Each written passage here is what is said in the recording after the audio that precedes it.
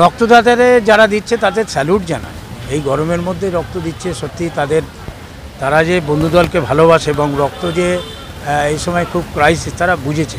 এবং এখনও পর্যন্ত 72 জন হয়েছে, হয়ে যাবে আস্তে আস্তে। আমাদের কোঠারি ব্লাড ব্যাঙ্ক এবং টেকনো ব্লাড তো ধরছে, রক্তদান শিবির, স্বাস্থ্য শিবির, ড্রয়িং কম্পিটিশান, বিভিন্ন ডাক্তারদের নিয়ে আসা, তাদের ওষুধ বিনা পয়সা দেওয়া, বিনা পয়সায় চশমা, বিনা পয়সায় চক্ষু অপারেশন হচ্ছে, এসব গণবিবাহ তো আছেই। গণবিবাহ আমাদের প্রধান উদ্দেশ্য। সেই উদ্দেশ্য নিয়ে মানুষের পাশে থাকে, যা যা করার দরকার বন্ধুদল করছে সারা বছর। আজকে পুজোর ঘন্টা বেজে গেল, মায়ের আগমন হলো, খুঁটি পুজো হলো।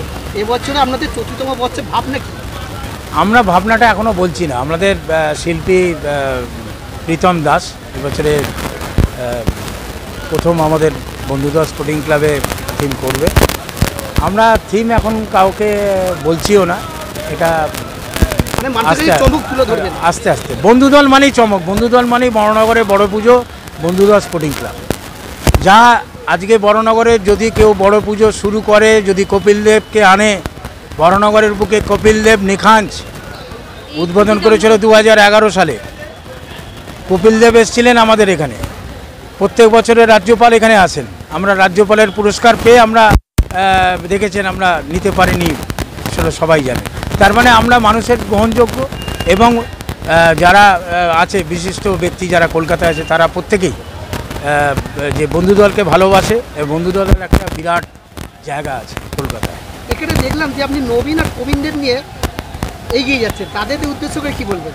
নবীনদের তো আগে এগোতেই হবে। নবীনরা না, আমরা তো আমাদের তো বয়স হয়ে গেছে, আমরা তো প্রবীণ, তাদের পাশে আছি। এই জন্যই তো সমস্ত ডাক্তার বুদ্ধি, বিনা পয়সা ওষুধ, বিনা পয়সায় চশমা ব্যবস্থা করা হয়েছে। এটা 64তম বর্ষে খুঁটি পুজো পাবে। গরমকাল স্পেশালি এই সময় সব থেকে বেশি ব্লাড ক্রাইসিস থাকে। এই ব্লাড ক্রাইসিসকে মেটাতেই আমাদের এই উদ্যোগ, এবং পাশাপাশি আমাদের দেশের যা পরিস্থিতি, আমাদের সেনাদের যে ক্ষয়ক্ষতি হচ্ছে সেগুলোকে মাথায় রেখেও আমরা এই ব্লাড ডোনেশনের একটা পরিকল্পনা গ্রহণ করেছি। এবং শুধু ব্লাড ডোনেশন নয়, স্বাস্থ্য পরীক্ষা হচ্ছে, চক্ষু অপারেশনেরও আপনারা করেছি, বিনামূল্যে চশমা দেওয়া হচ্ছে। বিভিন্ন রকমভাবে আমরা মানুষের পাশে থাকার চেষ্টা করছি। আমার নাম অর্কজিৎ ঘোষ। দিলে তাদেরকে শুভেচ্ছা বার্তা দিয়ে তাদেরকে ছোট করতে পারবো না, এটা অনেক বড় ব্যাপার। আজকে যে ওয়ার পরিস্থিতি দেশে চলছে, যুদ্ধ পরিস্থিতি চলছে, দেখছেন সীমান্তে যেমন তারা বুক চিতিয়ে লড়ছে আমাদের সেনানীরা। আজকে এই গরমের মধ্যে, এই গরমে তারা আমাদের এই ডাকে, দাদার এই ডাকে সাড়া দিয়ে, বন্ধুদলের ডাকে সাড়া দিয়ে এখানে রক্ত দিতে এসছেন, তাদেরকে আকুণ্ঠ অভিনন্দন, আমাদের আকুণ্ঠ অভিনন্দন। তারাও আমাদের বীর সেনানীদের থেকে কিছু কম নয়। কারণ আগামী দিনে এটাও তো হতে পারে যে যুদ্ধ আরও বড় আকার নিল, আরও পরিস্থিতি খারাপ হলো, তখন কিন্তু বন্ধুদল আবার এগিয়ে আসবে। এবং আমাদের যৎসামান্য যতটুকু সাপোর্ট করার দরকার আমরা কিন্তু আমাদের সেনানীদের সেই সাপোর্টটা দেব এই ব্লাড দিয়ে। অমিত পালিত। এই যে বন্ধুদল স্পোর্টিং ক্লাব, এরা 27 বছর হলো রক্তদান করছে, 12 বছর হলো গণবিবাহ করছে।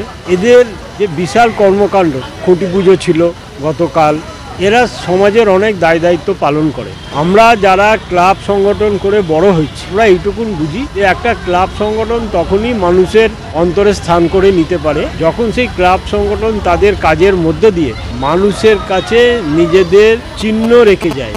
বড়নগর অঞ্চলে বন্ধুদল স্পোর্টিং ক্লাব এই ধরনের একটা সামাজিক প্রতিষ্ঠান। এককভাবে তো কোনো কিছু সম্ভব হয় না।